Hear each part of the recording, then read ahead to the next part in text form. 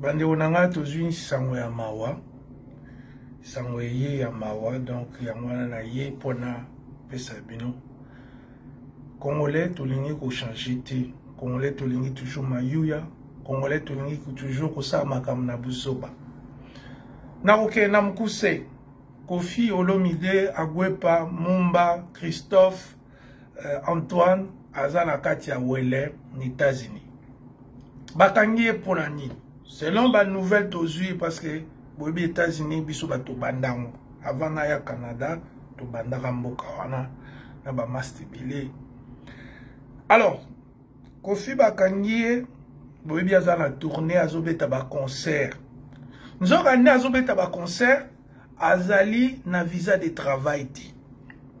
Donc azui visa touriste na passeport diplomatique au Félix Apesaye aki obeta ba concert. So bakangi neni abeta moi tour le roi azali na visa plusieurs entrées abeti moi tour abimaki États-Unis tanga ozonga na aéroport ba ebise mais yo ozanani ozota moi passeport diplomatique on a un musicien ba genre babi musicien na passeport diplomatique non ba monati yango moni bilo musu bazo pesa we ozo ba symbolisme ya ba convention de Genève te ba convention de nini ozo tambula na passeport ba pesio na mutu moko ba 6 classe te.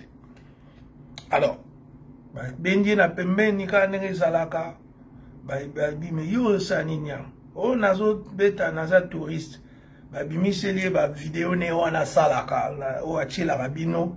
Oh non, I'm in America. Na kobeta na mboka boy. Ba bimiseli ba video na ba photo ya ba pancarte na yona ba bimiseli ba bi me yuzo beta ba concert. Oh ba bi yanga na fana na no.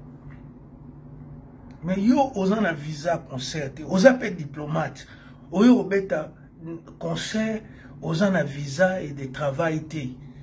Y'a baba congolais pourquoi tous abouillés? Tous abouillés ndengeni kozwa visa de travail Kofi Olomide yom to finga rabat bazoba yotanga otane otanga no to beta scrap.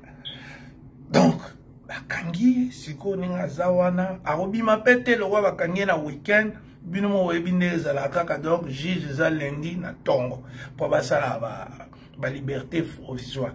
Mais sur l'autre zomituna siko ba tuana siko ya immigration sur ba moni siko ke azaki condamné avec sursis de ba viol ba nini ozomona donner azana ba rotindika ye ou bien ba repesi amende.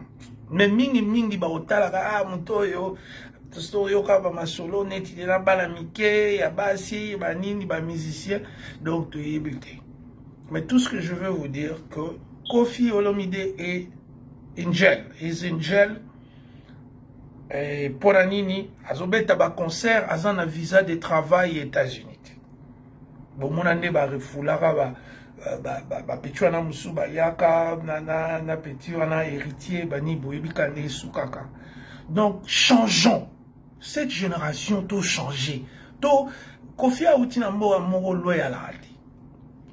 Batwana nyos ba uta kuna ba mesana na bomba bi loi te ke o boy visa o no bakisa mikolo ou bien o zokelo beta concert na Canada. Tu dois voir les visas de travail, pas des visas de touristes. Déjà na oki ke ba musicien ba kimisi bango déjà bazongi France parce que bango nyos bazana quartier latin ou ya France bazongi na ba. Mais pour boye ba nouvelle ezali ke Olomide Agwepa Mumba est en prison.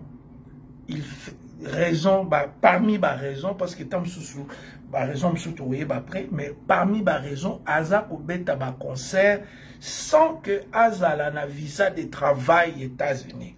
Et puis Azo tambola na passeport diplomatique qui est musicien.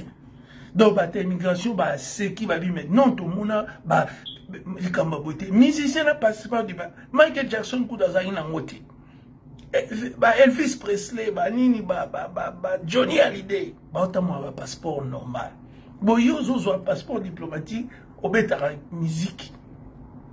Qu'est-ce que la diplomatie a à voir avec Nino? Aux amours la diplomatie, aux amours il y a Moutasala na nignoté, na gouvernement. Oh, bon, voilà. Donc, nouvelle RP Sabino, Kofi Olomide est en prison.